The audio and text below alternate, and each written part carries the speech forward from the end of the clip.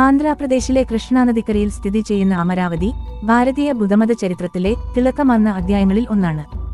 BC 3-ാം നൂറ്റാണ്ടിൽ മൗര്യ ചക്രവർത്തിയായ അശോകന്റെ കാലത്താണ് ഇവിടുത്തെ വിശ്വപ്രസിദ്ധമായ മഹാചൈത്യം അഥവാ അമരാവതി സ്തൂപത്തിന്റെ ആദ്യ രൂപം നിർമ്മിക്കപ്പെട്ടത്.